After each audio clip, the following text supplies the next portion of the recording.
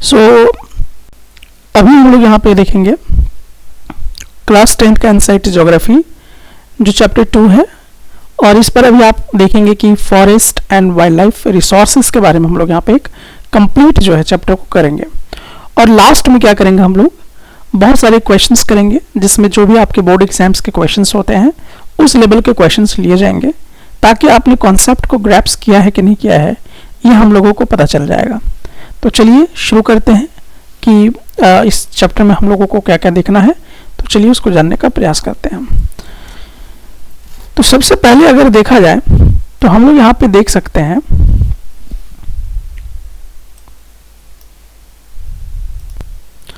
तो सबसे पहले अगर आप देखें तो यहाँ पे देखिए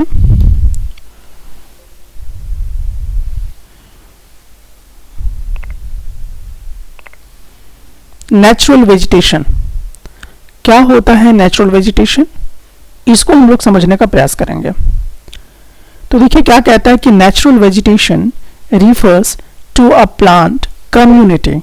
तो यहाँ पे इंपॉर्टेंट क्या है, plant community which has grown naturally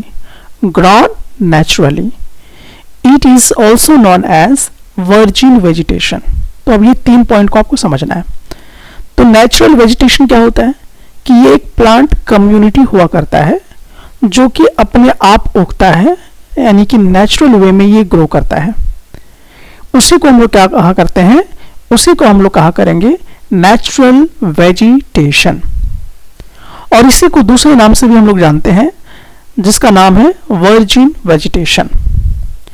अब एग्जाम्पल के तौर पे अगर आप देखेंगे तो आप देख सकते हैं फॉरेस्ट्स को, ठीक है, बहुत सारे जंगल को आप देख सकते हैं। तो वो क्या हो गया, नेचुरल वेजिटेशन हो गया, क्योंकि वहां पे तो कोई प्लांट वगैरह कोई लगाता नहीं है, वो अपने आप होता है ग्रो। तो ये आपका क्या हो गया, नेचुरल वेजिटेशन हो गया।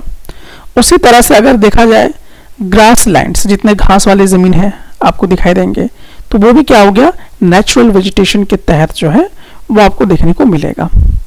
आप एग्जाम्पल के तौर पे जैसे कि इस फिगर को देख सकते हैं, यहाँ पर आपको एक नेचुरल वेजिटेशन का जो है वो सीन देखने को मिलेगा कि बहुत सारे पेड़ पौधे जो है अपने आप उग गए हैं। तो ये एक नेचुरल वेजिटेशन के कैटेगरी में आएगा।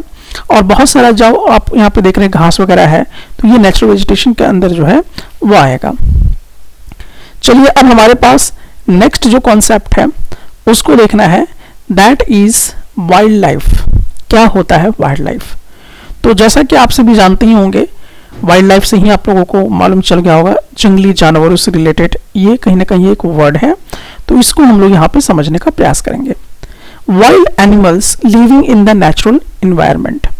तो वैसे एनिमल्स, जंगली जानवर जो कि नेचुरल इन्वायरमेंट में रहते हैं उसको हम वाइल्ड लाइफ कहा करते हैं।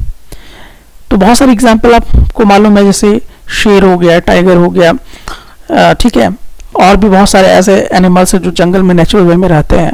तो उसी को हम क्या बोलेंगे, वाइल्ड लाइफ कहा करेंगे। नेक्स्ट अब हमारे पास एक वर्ड आता है फ्लोरा वर्ड, ठीक है, ये एकदम बेसिक टर्म्स है जो अभी इस चैप्टर में हम लोग जिक्र करेंगे। फ्लोरा वर्ड, तो फ्लोरा का क्या मतलब हो गया कि plants of a particular reason और अ पीरियड। मतलब एक खास पीरियड में क्या होता है, जो प्लांट्स होते हैं या एक पर्टिकुलर रीजन में जो होते हैं उसको हम क्या बोलते हैं, फ्लोरा। मतलब इतना आप समझ जाइए कि जानवरों को इंडिकेट कैसे करेंगे, वाइल्ड लाइफ से, और प्लांट पौधा को हम लोग किससे बोलेंगे, दैट इज अ फ्लोरा से। अब देखना है नेक्स्ट हम लोगों को फौना। फौना क्या होता है कि द स्पेसीज ऑफ एनिमल्स, जो एक प्रजाति होती है एनिमल्स की, उसको हम क्या बोला करेंगे, फौना बोलेंगे, ठीक है। चलिए नेक्स्ट अब हमारे पास यहां पर आता है इकोसिस्टम किसे कहेंगे, इस टर्मोलॉजी को समझेंगे। All the plants and animals in an area are interdependent and interrelated to each other in their physical environment, thus forming an ecosystem. तो इसमें क्या है कि जितना भी आपका प्लांट है, एनिमल्स है, या जो भी चीजें सब आपस में इंटरकनेक्टेड होते हैं, एक दूसरे पे डिपेंड होते हैं, और इसी को इकोसिस्टम कहा जाता है। इसको आप साइंस के चैप्टर, इन्वायरमेंट चैप्टर में भी आप इस टर्मोलॉजी से इंट्रोड्यूस होंगे। अगर आप लोगों ने पढ़ा होगा तो अच्छी बात है, आप वहां पे जान रहे होंगे, नहीं तो हम लोग उस सिलेबस को जब कंप्लीट करेंगे तो वहां पर भी इसको देखने का प्रयास करेंगे। अब हमारे पास नेक्स्ट है zoological parks. Reserved gardens for wild animals and birds, तो वैसा गार्डन जो रिजर्व्ड हो और इसमें वाइल्ड एनिमल्स और जो बर्ड्स होते हैं इसको वहां पर क्या किया जाता है, रखा जाता है। ठीक है, तो इस जो रिजर्व्ड गार्डन्स होते हैं, ठीक है, जिसको पूरी तरह से आरक्षित किया जाता है, तो उसमें बहुत सारे जंगली जानवर होते हैं, बहुत सारे पक्षी होते हैं, तो उसी को हम लोग क्या बोलेंगे, जियोलॉजिकल पार्क्स बोला करेंगे। अब नेक्स्ट हमारे पास आता है that is wildlife sanctuaries. तो ये क्या होता है, natural forests where hunting and poaching of wild animals and birds are prohibited. अब देखिए यहाँ पर क्या होता है कि जो नेचुरल फॉरेस्ट है जहां पर शिकार करना या जानवरों, जंगली जानवरों को पकड़ना या उसको जान से मारना, वो सब क्या वहां पर है, प्रोहिबिटेड है, यानी कि मना है, रोक लगा हुआ है कि आप वैसे जंगलों में जाकर, नेचुरल फॉरेस्ट में जाकर अपने मनमानी तरीके से आप किसी भी जानवर को नहीं मार सकते हो, उसको नहीं आप क्षति पहुंचा सकते हो। जैसा कि आप लोगों ने देखा होगा कि हिरन को सलमान खान जो थे वो मार दिए थे, तो उस पर केस फाइल हो गया था। ठीक है, तो इस सब चीजों को सुरक्षित रखने के लिए क्या किया गया था, वाइल्ड लाइफ सेंचुरीज जो है, एक वर्ड जो है इस्तेमाल की जाती है। अगर हम अब बात करते हैं नेक्स्ट की, तो अब इसमें हम करते हैं बायोडाइवर्सिटी और बायोलॉजिकल डाइवर्सिटी के बारे में।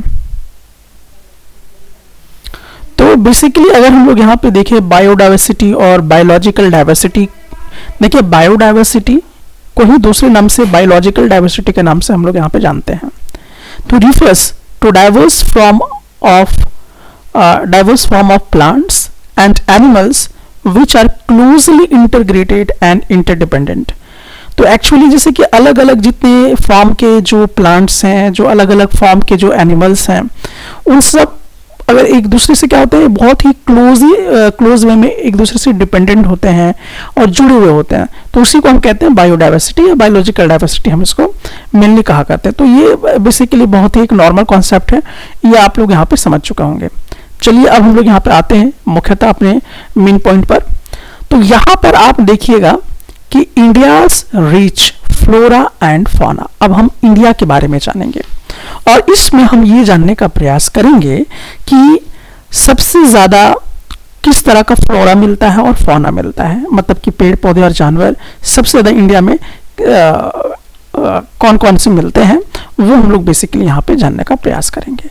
तो जब भी हम बात करते हैं फ्लोरा का, तो फ्लोरा का मतलब क्या हो गया कि सारे प्लांट्स के बारे में हम डिस्कशन करने वाले हैं। ठीक है, फ्लोरा मतलब प्लांट्स। तो India has a lot of different plants. ये बात सही है कि इंडिया के पास बहुत ही डिफरेंट टाइप्स के क्या है, प्लांट्स हैं। लगभग 4,07,000 स्पेसीज हैं। कितना, 4 मतलब ये 47,000 स्पेसीज आप इसको कह सकते हो। ठीक है, 47,000 यानी 47,000 स्पेसीज जो है वो सिर्फ प्लांट्स के पाए जाते हैं। इतने अलग अलग प्रजाति के जो प्लांट्स हैं वो अवेलेबल है टोटल हमारी इंडिया में। आउट ऑफ दीज अराउंड 15,000, इसके अलावा यानी 15,000 are flowering plants that can only be found in India. ठीक है, तो इसके अलावा 15,000 ऐसे प्लांट्स हैं जो फूल वगैरह जिसमें उगते हैं वो इंडिया में पाए जाते हैं, और इसको हम क्या बोला करते हैं, इंडेमिक स्पेसीज बोला करते हैं। क्या बोला करेंगे, इंडेमिक स्पेसीज बोला करेंगे। तो जैसा कि आप फिगर में भी देख रहे होंगे, यहाँ पर आपको एक प्लांट जो है, एक फ्लावर जो है आपको देखने को यहाँ पे मिल रहा होगा। ठीक है, तो ये आपको इंडेमिक फ्लावर जो है इसको हम लोग कह सकते हैं। ठीक है, तो ये एक इंडेमिक स्पेसीज के तौर पे जो है आपको देखने को मिलेगा। अब हम बात किसकी करते हैं, तो अब हम लोग बात करेंगे फौना। तो फौना का मतलब हुआ एनिमल से रिलेटेड। किससे रिलेटेड, एनिमल से रिलेटेड हम बातचीत करने वाले हैं। तो India is also home to more than 81,000 animal species. India में कितने जानवर लगभग हैं, 81,000 के जानवर हैं, यानी कि 81,000 अलग अलग स्पेसीज के जो है एनिमल्स यहाँ पर हैं, जिसमें से 1200 जो प्रजातियां हैं वो पक्षी के हैं, और 2,500 जो प्रजातियां हैं वो फिश के हैं, और 2,500 जो है वो इंसेक्ट के हैं। तो जैसा कि आप इन तमाम फिगर में भी यहाँ पे देख सकते हैं कि फिश की प्रजाति है, इंसेक्ट की प्रजाति है, ठीक है, बर्ड्स के जो है वो आपको यहाँ पे देखने को मिलेगा। ठीक है, तो ये अभी हम लोग बेसिकली देखें कि हमारे इंडिया में कितने तरह की स्पेसीज पाए जाते हैं प्लांट्स के तौर पर, और हम लोगों ने ये भी देखा कि एनिमल्स के कितने स्पेसीज हैं हमारे इंडिया में। तो बेसिकली एक हम लोगों ने यहाँ पर कॉन्सेप्ट जो है नॉर्मल एक जनरल नॉलेज के तौर पे इसको लिया। अब इसमें हम लोगों को देखना है कि types of forest in India, Bharat में किस किस तरह के फॉरेस्ट जो हैं वो पाए जाते हैं, इसके बारे में हम लोग अभी बेसिकली इसमें स्टडी करने वाले हैं। तो देखिए, India has 5 main types of forest. तो इंडिया के पास कितने मेन टाइप्स के फॉरेस्ट हैं? 5। कितने हैं?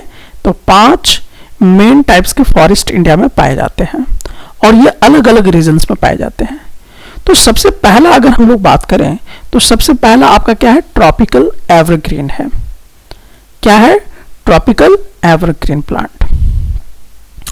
तो अब यहां पर देखिए, found in areas with lots of rain, ये पाया कहां जाता है?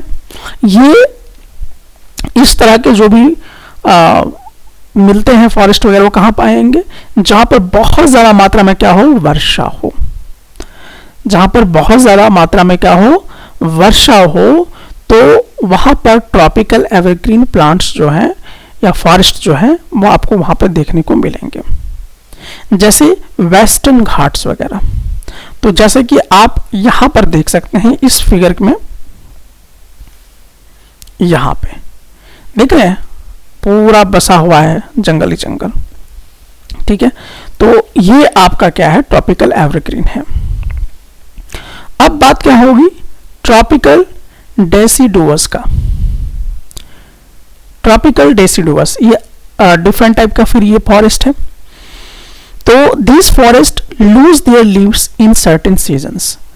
इसके जो भी फॉरेस्ट होते हैं वो अपने पत्ते जो है वो झड़ने लगते हैं, इसके पत्ते कुछ खास सीजन्स में। तो इसको ट्रॉपिकल डेसिडुअस जो है बोला करते हैं इस जंगल को। नेक्स्ट अगर हम बात करते हैं थोरनी का, फाउंड इन ड्राई एरियाज, ये ड्राई एरियाज में पाया जाता है, जैसे डिजर्ट वगैरह में। ठीक है, with fewer trees and more shrubs. तो ये कहां पाए जाएंगे? थ्रोनी फॉरेस्ट भी हुआ करता है। नेक्स्ट अगर हम लोग बात करते हैं mountain forest, found in the mountain, जो पहाड़ वगैरह में पाया जाता है। ठीक है, तो जैसे कि हिमालय वगैरह में, जैसा कि आप इस फिगर में यहां पर देख सकते हैं। ठीक है, तो ये आपका ज्यादातर कहां पाया जाएगा? माउंटेन में पाया जाएगा। इसलिए नाम से भी क्लियर है कि माउंटेन है। फिर आपका mangrove, mangrove found along coastal areas where land meets the sea. ठीक है, तो ये मैंग्रोव का जैसे एग्जांपल आप यहां पे देख सकते हैं, ये वाला। ठीक है, तो यहां पर आप देख सकते हैं कि ये मैंग्रोव फॉरेस्ट होते हैं, ये ज्यादातर कोस्टल एरिया में मिलता है, जहां पर समुद्र और जमीन दोनों आपस में क्या होते हैं? मिले होते हैं। तो ये वाला जो है आपको देखने को ज्यादा मिलेगा। और बाकी थोरनी वगैरह में तो आप ये सब को देख ही रहे हैं कि यहाँ पर इस तरह के आपको जो है देखने को मिलेंगे। तो ये सब चीजें आपको समझ में आ गई होंगी कि फॉरेस्ट जो है वो मेनली कितने टाइप्स के होते हैं? 5 टाइप्स के होते हैं। एक ट्रॉपिकल एवरग्रीन, एक ट्रॉपिकल डेसिडुअस, तीसरा थोरनी, चौथा माउंटेन, और पांचवा जो है मैंग्रोव। अब हम लोग यहां पे ये देखेंगे कि problems facing India's wild life. अब हम लोग को यहां पे ये देखना है कि क्या क्या प्रॉब्लम्स जो है भारत में जो भी वाइल्ड लाइफ है उसको किस किस तरह के प्रॉब्लम्स जो है वो देखने को मिलता है, किस किस तरह के प्रॉब्लम्स जो फेस करने को मिलता है। तो अब देखिए हम लोग यहां पे, तो चलिए यहां पे देखिए ह्यूमंस कट डाउन ट्रीज। तो आप सभी जान रहे हैं कि जो भी मनुष्य है वो क्या कर रहे हैं? ट्रीज को कट कर रहे हैं। एंड हंट एनिमल्स, एनिमल्स का शिकार भी करते हैं। Which creates an illogical imbalance, meaning the natural environment is disturbed। तो देखिए क्या हो रहा है कि जो ह्यूमंस हैं वो अपने फायदे के लिए बहुत सारे पेड़ पौधों को काट दे रहे हैं, और एनिमल्स को हंट भी कर रहे हैं, तो इससे जो इकोलॉजिकल है वो बैलेंस गड़बड़ हो जा रहा है, मतलब कि इकोलॉजिकल इम्बैलेंस हो जा रहा है, नेचर कहीं ना कहीं डिस्टर्ब जो है वो होते हुए कहीं ना कहीं दिखाई देता है। तो अब यहाँ पे जो इंपॉर्टेंट चीज हम लोगों को देखना है that is the project tiger. तो ये अगर आप न्यूज वगैरह पढ़ते होंगे तो इसमें भी बहुत सारी चीजें जो आपको देखने को मिल रहा है प्रोजेक्ट टाइगर को लेकर। ये लॉन्च कब हुआ था, तो ये डेट आपको याद रखना है, दैट इज द 1973 में ये लॉन्च किया गया था। प्रोजेक्ट टाइगर करके एक जो है लॉन्च किया गया था प्रोजेक्ट टाइगर के नाम से 1973 में। And this was a big campaign to project tigers and their habitats in India. ठीक है, तो एक बहुत बड़ा कैंपेनिंग इसके ऊपर चला था। ठीक है, the Indian wild life protection act, तो एक देखिए भारत में एक एक्ट भी बना है, क्या एक्ट बना है इसको दिमाग में रखना है, that is the Indian wild life protection act. यानी कि जो जंगली जानवर हैं उनको प्रोटेक्ट करने के लिए कानून बनाया गया जिसका नाम था Indian wild life protection act. और ये कब क्रिएटेड हुआ था, 1972 में हुआ था। और फिर विद चेंजेस मेड इन, इसमें बदलाव आया 1980 में, 1986 में और 1991 में। और इसका जो मकसद था वो क्या था, protect forests and animal even more. ठीक है, तो ये फॉरेस्ट को प्रोटेक्ट करने के लिए बनाया गया था ये कानून, और एनिमल्स को प्रोटेक्ट करने के लिए कानून बनाया गया था। ठीक है, तो देखिए आप यहाँ पे समझ चुके होंगे कि जो प्रॉब्लम वाइल्ड लाइफ को फेस हो रहे थे कि यहाँ पे बहुत सारे एनिमल्स को हंट किया जा रहा था या जो ट्रीज हैं उसको कट किया जा रहा था, तो इसके लिए कई प्लानिंग किए गए, एक प्रोजेक्ट टाइगर के नाम से बनाया गया। और दूसरा कानून आया that is the Indian wild life protection act बनाया गया, ताकि इन लोगों को क्या किया जा सके, सेव किया जा सके। तो आप सभी को जैसा कि मालूम है कि अब जो है टाइगर्स वगैरह जो है अब हमारे क्षेत्र से, हमारे भारत क्षेत्र से क्या होते जा रहे हैं, कम होते चले जा रहे हैं। ठीक है, तो इसी को सेव करने के लिए बहुत सारी योजनाएं जो है वो बनाई गई हैं। अब हमारे पास आता है role of communities in conservation. अब इसमें ये हम लोगों को समझना है कि जो कम्युनिटीज है उनका किस तरह से योगदान होगा इनको संरक्षण करने के लिए। तो people in local communities have played and can continue to play an important role in protecting forest and wild life. तो आप देखेंगे कि बहुत सारे ऐसे चीजें जो है वो देखने को मिलता है कि फॉरेस्ट को कैसे प्रोटेक्ट किया जाए। ठीक है, इसमें कई तरह के आंदोलन वगैरह आपको देखने को मिलता होगा, और वहाँ रहने वाले जितने भी वाइल्ड लाइफ हैं उनको कैसे सेव किया जाए उसके लिए भी आप लोगों ने देखा होगा।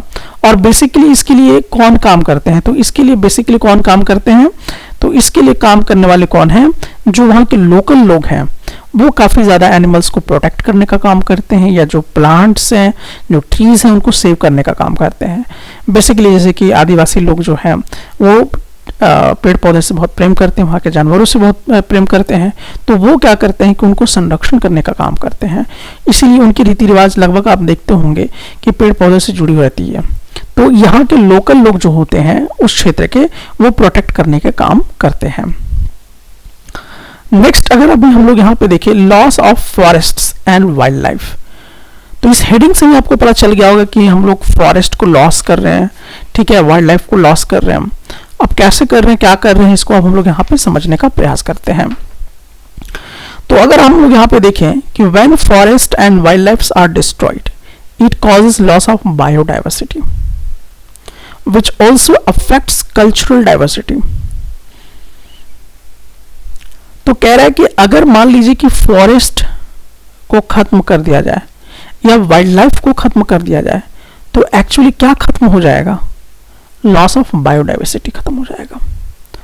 और लॉस ऑफ बायोडाइवर्सिटी जब खत्म होगा तो कहीं ना कहीं इसका असर कहाँ पे पड़ेगा, कल्चरल डाइवर्सिटी में पड़ेगा, क्योंकि वो वहां पे रहते हैं, कहीं ना कहीं उनकी कुछ आस्थाएं हैं, कुछ ट्रेडिशनल नॉलेज होता है, उसको वो फॉलो करते हैं। जैसे कि मैंने अभी आपको आदिवासी का एग्जाम्पल वगैरह भी आपको मैंने प्रोवाइड किया कि किस तरह से वहाँ पे देखने को मिलता है। तो ये सब चीज़ें लॉस हो जाएंगी अगर पेड़ पौधे खत्म होंगे, तो लॉस ऑफ बायोडाइवर्सिटी के कारण कल्चरल डाइवर्सिटी भी क्या है आपका खत्म होने के कगार पे आ जाएगा। अब हम बात करते हैं थ्रेटेन स्पीशीज इन इंडिया। तो देखिए threaten species in India, 7 species of mammals, 44 species of birds and 15 species of reptiles and 3 species of amphibians are in danger of disappearing. बहुत इंपॉर्टेंट बात, कौन कौन से ऐसे बर्ड्स हैं, कौन कौन से ऐसे ममल्स हैं जो खत्म होने के कगार में आ चुके हैं।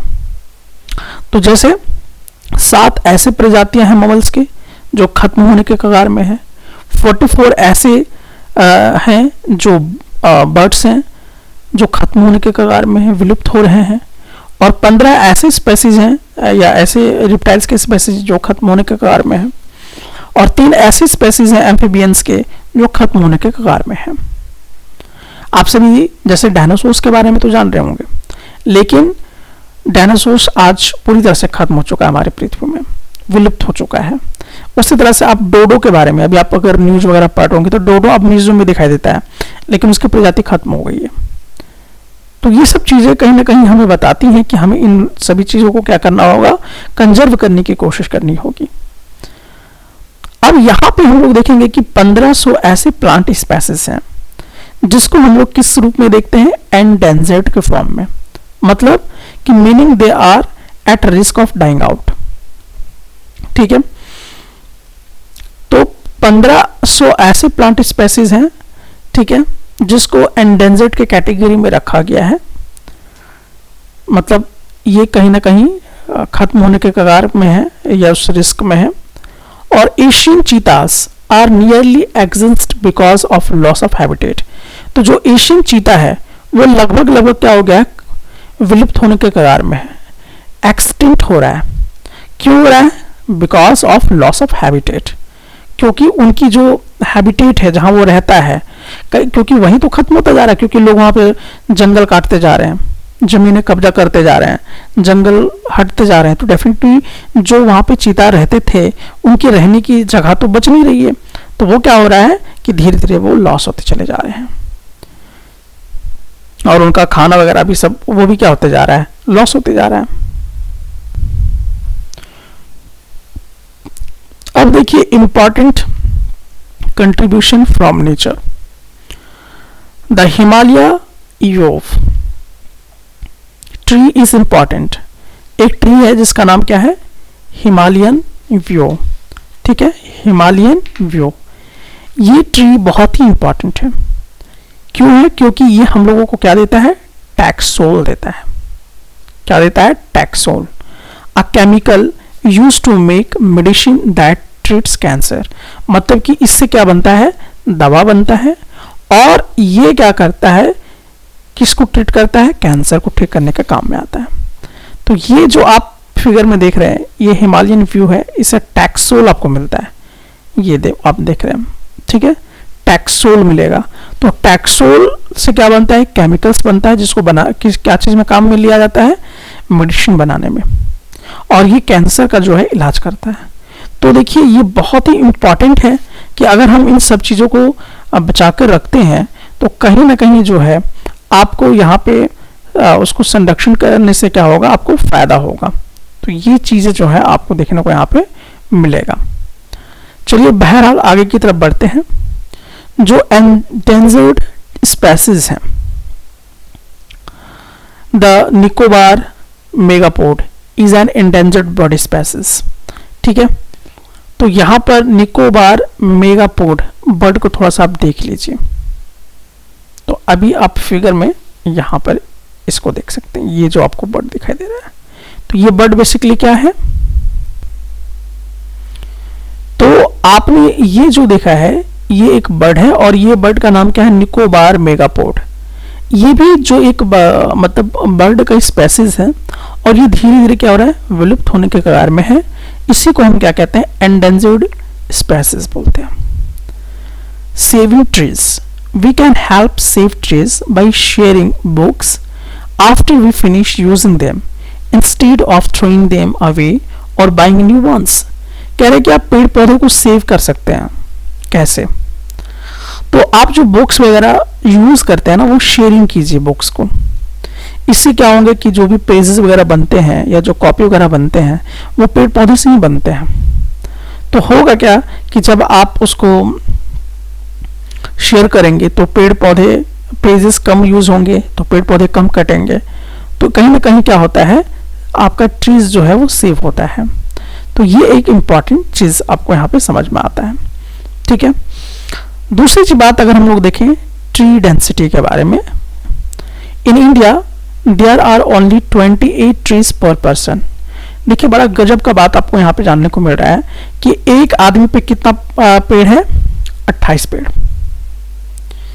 एक पर्सन पर कितना है, 28 ट्रीज जो है वो आपको देखने को मिलेगा, विच इज वेरी लो, जो बहुत कम इंडिकेट कर रहा है। So tree density in India there are only 28 trees per person which is very low in comparison. जैसे कनाडा में अगर देखा जाए तो एक पर्सन पे कितना ट्री आता है, 8,953। रशिया में देखा जाए तो एक पर्सन पे कितना ट्रीज आ रहा है, 4,461 ट्रीज। यूएसए की अगर हम बात करें तो एक पर्सन पे कितना, 716। चाइना में अगर हम देखते हैं तो एक पर्सन पे कितना, 102। और आप इंडिया में देखिए एक व्यक्ति पर कितना पेड़ है, 28, जो कि बहुत खतरनाक सिग्नल इंडिकेट कर रहा है। कनाडा को आप देखिए, रशिया को देखिए, यूएसए को देखिए, चाइना को देखिए, तो ये सब क्या हो रहे हैं, यहाँ पे ट्री जो डेंसिटी वो बहुत ज्यादा देखने को मिल रहा है, 100 से ऊपर देखने को मिल रहा है। लेकिन भारत में तो बहुत खतरनाक सिचुएशन है। तो पर्यावरण को लेकर, ये जो इन्वायरमेंट है, इस इश्यू को लेकर बहुत ज्यादा काम करने की आवश्यकता है ताकि सेव किया जा सके इन्वायरमेंट को। तो ये बहुत इंपॉर्टेंट है और ये बहुत ही आपको यहाँ पे समझना चाहिए कि बहुत ही एक खतरनाक सिग्नल इंडिकेट कर रहा है भारत के बारे में।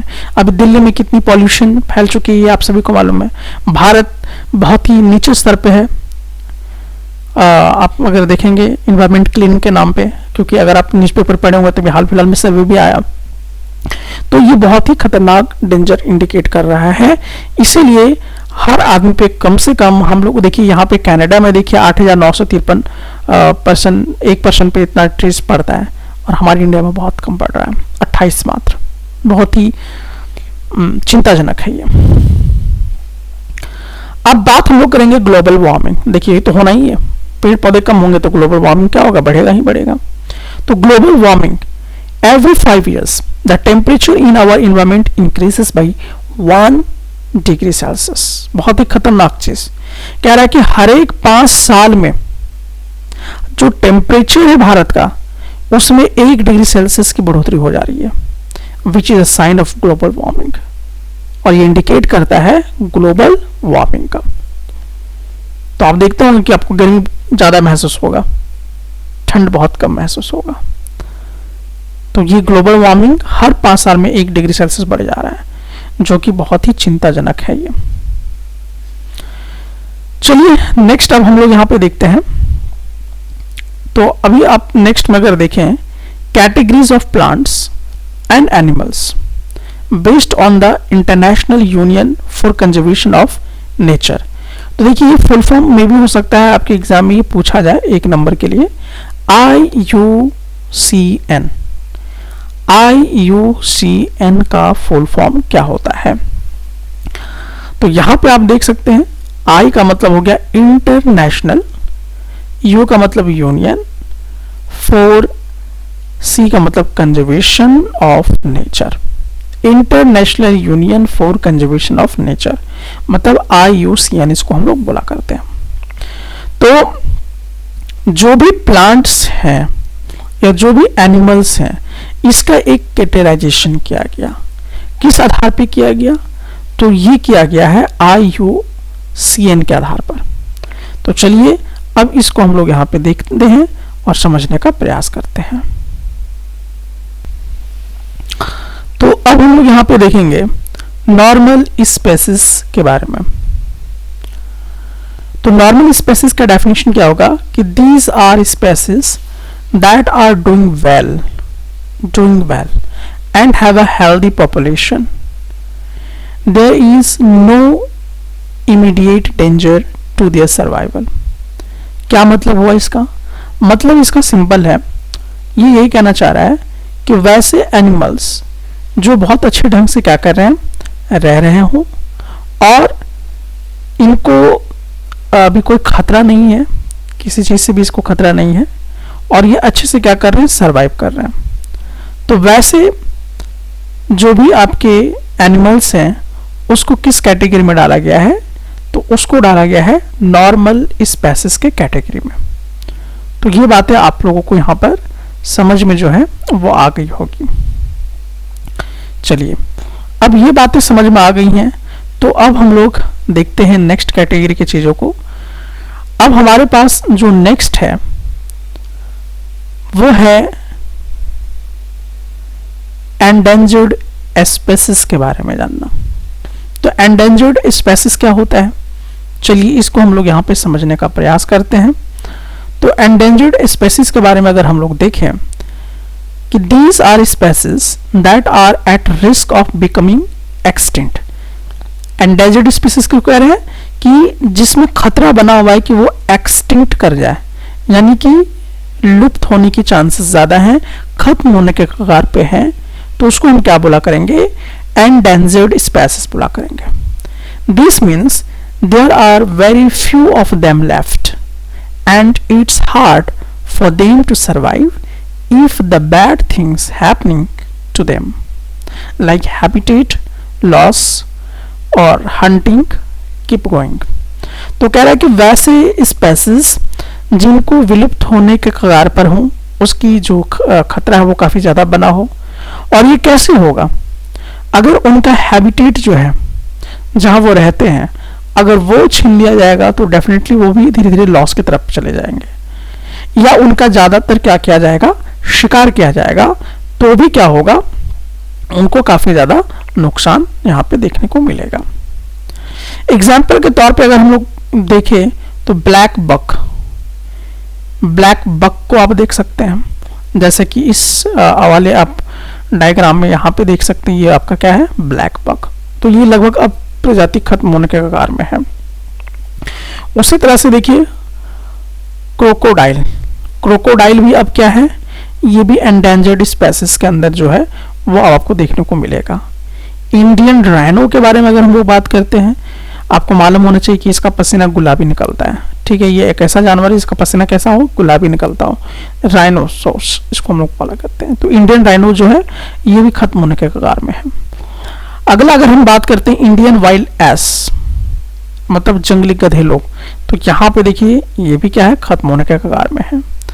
लायन टेल्ड मकाक एक तरह का ये बंदर ही होता है, तो ये भी अब आपका एंडेंजर्ड स्पेसिस के अंदर आ गया है। और जो हिरन है, संगाई हिरन, जैसे कि एक रामायण के जमाने में आप देखते होंगे, अब आपको ये देखने को नहीं मिलता है। तो कहीं ना कहीं ये सब क्या है, खत्म होने के कगार में आ चुके हैं, और ये कहीं ना कहीं इंडिकेट कर रहा है कि आने वाले समय में ये एक खतरनाक सिचुएशन पे आ सकते हैं। तो चलिए, अब अगला जो हमारे पास टर्मिनोलॉजी आता है वो है वल्नरेबल स्पेसिस। अब इसके बारे में हम लोगों को समझना है कि वल्नरेबल स्पेसिस किसे हम कहेंगे, क्या इसका मतलब है, ये अब हम लोग यहाँ पे जानने का प्रयास करेंगे। तो बेसिकली अगर हम लोग यहाँ पे देखें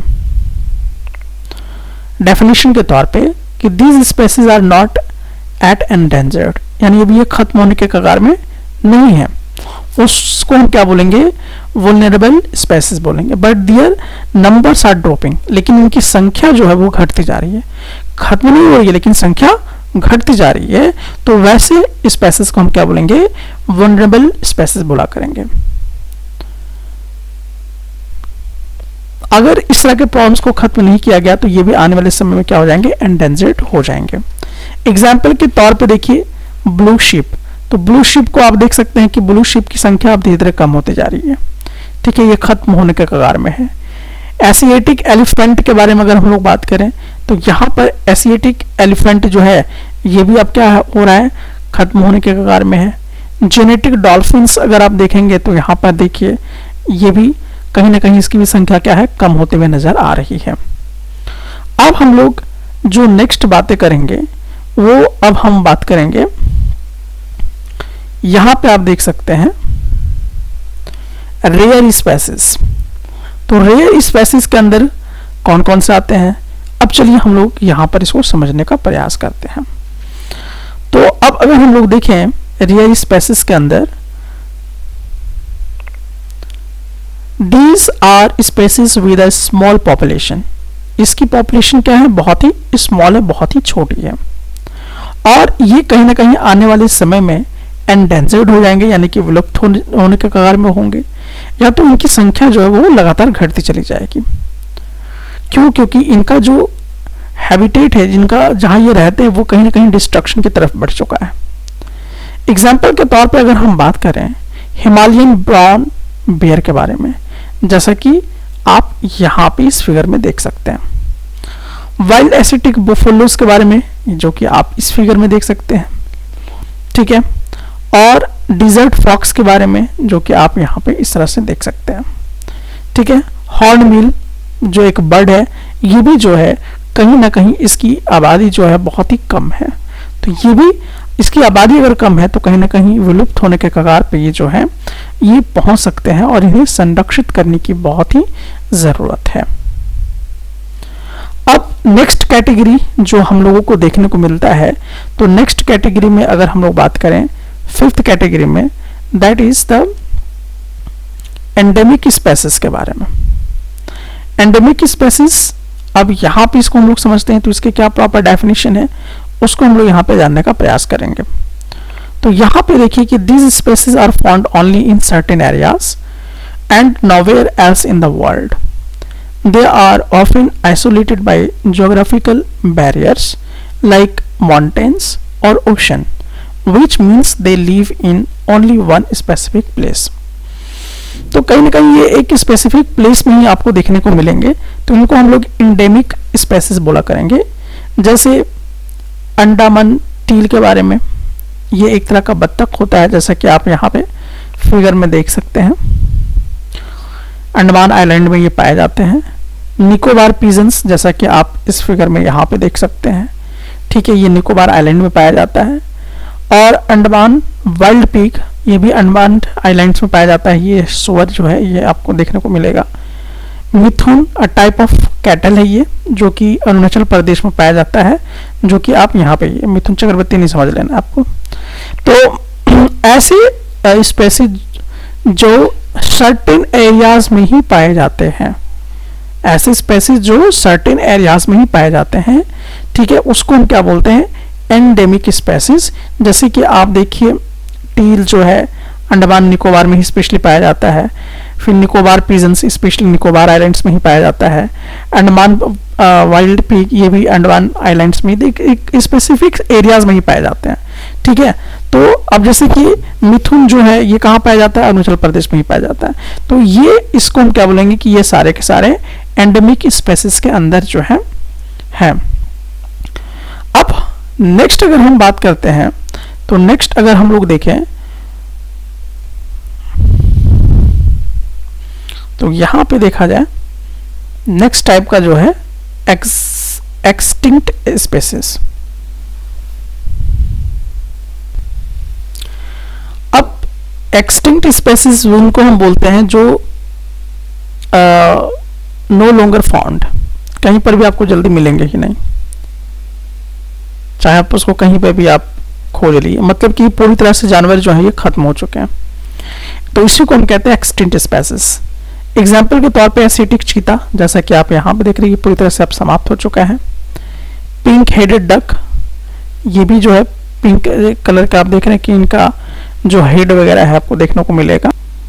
तो आप यहाँ पे देख सकते हैं कि ये जो डक हैं इनके पिंक हेड है, ठीक है, तो ये भी अब जो है आमतौर पे इसको भी आप देख रहे हैं कि ये विलुप्त हो चुके हैं, तो इसको हम लोग क्या बोलेंगे, एक्सटिंक्ट स्पेसीज बोला करेंगे। चलिए यहाँ तक बात आप लोगों को समझ में आ गई होगी। तो अब हम लोग यहाँ पे एक शॉर्ट रिवीजन ले लेते हैं फटाफट कि अभी तक आप लोगों ने क्या पढ़ा है। तो चलिए बेसिकली यहाँ पे अगर हम लोग देखें तो cause of the depletion of forest land area, मतलब कि जो फॉरेस्ट का जमीन है या जो एरिया है आखिर वो डिप्लीट क्यों हो रहा है, इसके पीछे कारण क्या है। तो एक्सपेंशन ऑफ एग्रीकल्चरल लैंड, क्योंकि ज़मीन के लिए जो खेती के लिए ज़मीनें हैं उसका विस्तार होते जा रहा है, एक तो ये कारण है, तो इसलिए जो ज़मीनें हैं वो डिप्लीट होती जा रही हैं। लार्ज स्केल डेवलपमेंट प्रोजेक्ट्स, जैसे कि बहुत सारे रेलवेज का काम हो रहा है, रिवर वैली प्रोजेक्ट्स वगैरह बन रहे हैं, तो इससे भी क्या हो रहा है, ज़मीनें खत्म होती चली जा रही हैं। बहुत जगह पे माइनिंग वगैरह हो रहा है, ठीक है। बहुत जगह पर क्या हो रहा है कि यूरेजिंग एंड फ्यूल वुड कलेक्शन किया जा रहा है, जिसकी वजह से ज़मीन घटती चली जा रही है। कॉलोनियल फॉरेस्ट पॉलिसीज आ रहे हैं, और जैसे कि आप लोगों ने देखा हो कि अडानी जो है हंसदा जंगल को ले लिया है माइनिंग करने के लिए। तो कहीं ना कहीं ये सब जो ज़मीनें पे एक्वायरिंग हो रही है, तो ये कहीं ना कहीं डिप्लीट कर रहे हैं फॉरेस्ट को। Reason for the decline in India's biodiversity, तो इंडिया में जो बायोडाइवर्सिटी है वो धीरे धीरे डिक्लाइन कर रहा है, नीचे की तरफ जा रहा है। तो इसके पीछे का रीज़न क्या है? तो रीज़न इसके बहुत सारे हैं। एक तो ओवर पॉपुलेशन है, बहुत सारी जनसंख्या, हैबिटेट डिस्ट्रक्शन, क्योंकि डेफिनेटली आप देख रहे हैं कि बहुत सारा, जैसे आप देखिए कि जो लायंस टाइगर्स के जो रहने के आवास हैं, वहाँ पे आप ज़मीनें अपने लालच के लिए ह्यूमंस यूज़ करते जा रहे हैं, पेड़ पौधों को काटते जा रहे हैं, तो वहाँ पर वो सब जानवर भागते जा रहे हैं। या जहाँ पर जानवर ज़्यादा हैं तो वहाँ हंटिंग किया जा रहा है, तो ये है पोचिंग वगैरह किया जा रहा है उनका। तो ये सब के कारण क्या हो रहा है कि बायोडाइवर्सिटी कहीं ना कहीं खत्म हो रही है, डिक्लाइन की तरफ जा रही है। आप कहीं ना कहीं उसका एक्सप्लॉयटेशन भी कर रहे हैं, साथ ही साथ क्या कर रहे हैं, इन्वायरमेंटल पॉल्यूशन फैला रहे हैं, फॉरेस्ट फायर की भी आप ज़्यादातर कर रहे हैं। तो ये सब तमाम चीज़ें जो हैं वो डिक्लाइन कर रहा है लैंड को।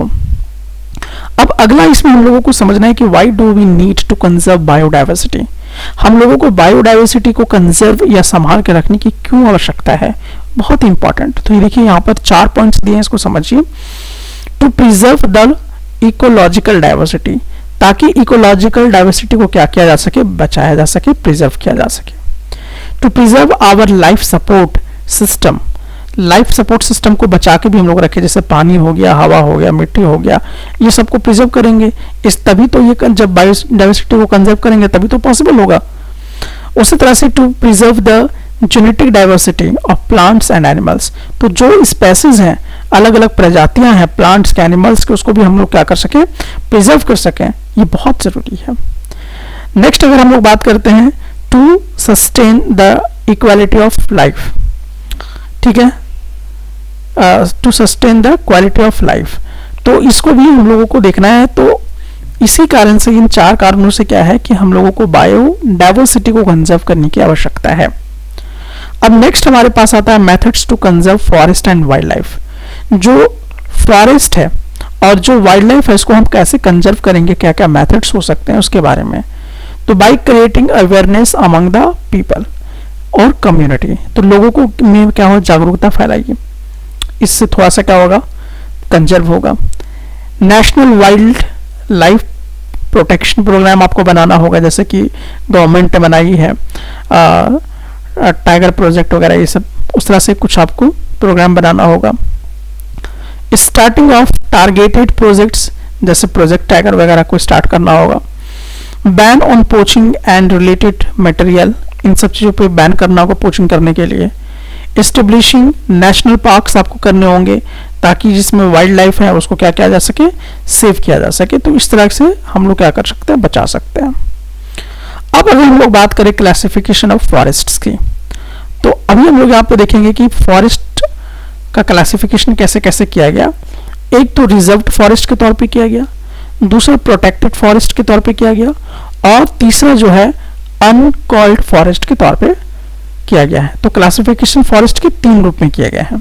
तो अगर हम बात करते हैं रिजर्व्ड फॉरेस्ट का, तो regarded as most valuable for the conservation और forest and wild life, more than half of the total forest land has been decreed as a reserved forest.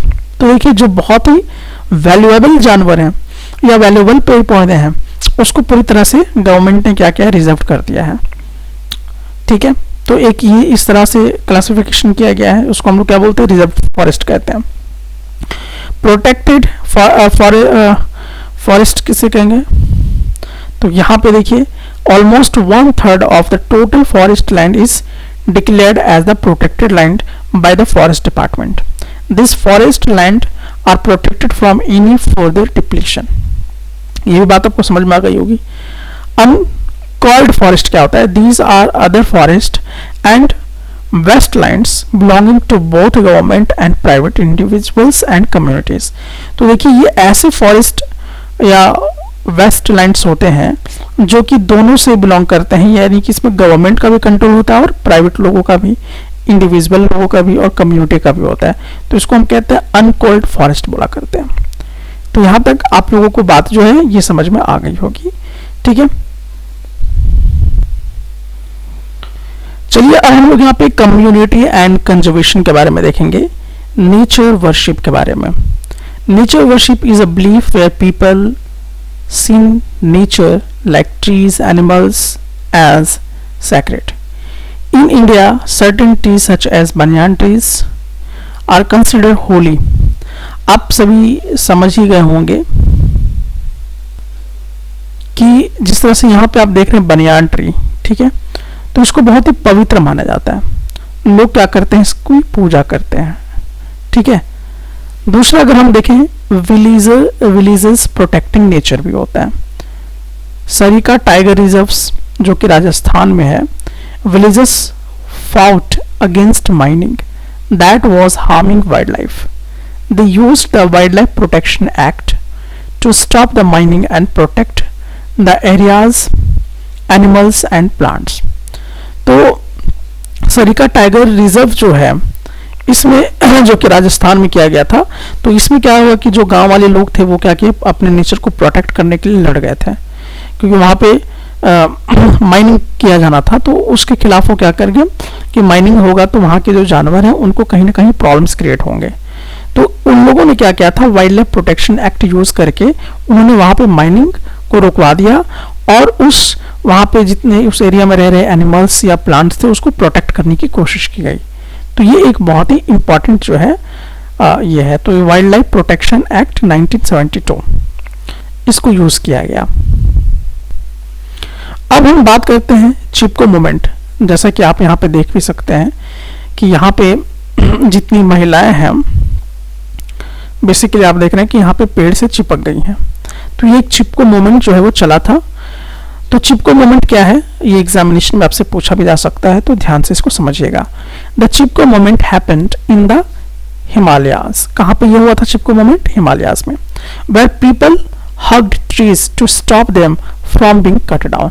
ये क्या किए थे कि लिपट गए थे पेड़ से ही ताकि पेड़ों को काटा ना जाए। This movement help to stop deforestation. तो जो पेड़ की कटाई हो रही थी तो कहीं ना कहीं बहुत सारे पेड़ पौधे खत्म होने के कगार में थे, तो उसको रोका जा सके इसीलिए वहां पर चिपको मूवमेंट जो है वो चलाया गया था। और कहीं ना कहीं लोकल चीजों को बचाने का प्रयास किया गया था, फॉरेस्ट वगैरह को। तो पेड़ ना ज्यादा कटे, वो बचे रहे, इसके लिए चिपको मूवमेंट जो है वो चालू किया गया था, ठीक है। तो इस तरह से आप देख सकते हैं कि जो कम्युनिटीज वगैरह होती हैं ना, तो आपने देखा कि इस तरह से जो कम्युनिटीज वगैरह होते हैं वो किस तरह से प्लांट को या एनिमल्स को क्या करते हैं, सेव करने का प्रयास करते हैं। अब नेक्स्ट देखिए सस्टेनेबल फार्मिंग के बारे में। ग्रुप्स लाइक बीज बचाओ आंदोलन, एक ग्रुप है जिसका नाम है बीज बचाओ आंदोलन। ये कहाँ पर है, टिहरी में, नवाद्यान में। ये टीचिंग करते हैं लोगों को कि आप कैसे क्रॉप्स को ग्रो करेंगे बिना मतलब हार्मफुल केमिकल्स यूज किए। तो वो अलग अलग डाइवर्स क्रॉप्स का इस्तेमाल करते हैं और बीजों को बचाने का वो काम करते हैं, जिसमें हेल्दी इन्वायरमेंट भी होता है, लोगों का भी होता है, जैसे कि आप इस फिगर में भी देख सकते हैं। अगला जो है कम्युनिटी किस तरह से कंजर्व करती है, ज्वाइंट फॉरेस्ट मैनेजमेंट इस्तेमाल करके। JFM का फुल फॉर्म क्या हुआ, joint forest management. The joint forest management programme is a great example of how local communities can work together to protect and restore degraded forests. तो जो forest degrade हो रहे हैं तो कैसे उसको बचाया जा सके, तो वहां के जो लोकल कम्युनिटीज के लोग होते हैं उन लोगों ने एक प्रोग्राम बनाया, ज्वाइंट फॉरेस्ट मैनेजमेंट प्रोग्राम। और इसके तहत वो क्या करते हैं कि वहां पे जितने भी फॉरेस्ट हैं उसको वो क्या करते हैं, प्रोटेक्ट करने का काम करते हैं। एग्जाम्पल के तौर पे आप देखते हैं ओडिशा को was the first state in India to start the JFM। देखिए ये जनरल नॉलेज के लिए इंपॉर्टेंट है। तो आप इस चीज को ध्यान में रखिएगा। एक नंबर के लिए भी प्रश्न पूछ सकता है कि कौन सा ऐसा स्टेट है जो कि जॉइंट फॉरेस्ट मैनेजमेंट सबसे पहले प्रोग्राम को स्टार्ट किया। तो वो कौन था? फर्स्ट स्टेट कौन था? ओडिशा था। where the government works with local people to take care of forest। तो यहाँ पे गवर्नमेंट किसके साथ मिल जाती है? वहाँ के लोकल लोगों के साथ मिल जाती है, ताकि जो वहाँ पे फॉरेस्ट है उसको प्रोटेक्ट किया जा सके। तो बेसिकली ये बातें आप लोगों ने समझ लिया होगा। अब हम लोग टेस्ट योर नॉलेज की तरफ आएंगे और देखेंगे कि ये पूरे 1 घंटे के लेक्चर को आपने कितने अच्छे से कवर किया है। तो चलिए अब हम लोग टेस्ट योर नॉलेज करने से पहले मैं आपसे यही कहूंगा कि आप अच्छे से एक बार रिवाइज कर लीजिए। उसके बाद इसको एक सेकंड पार्ट के तहत हम लोग बनाकर आपको उस पूरे क्वेश्चन आंसर को कवर करेंगे।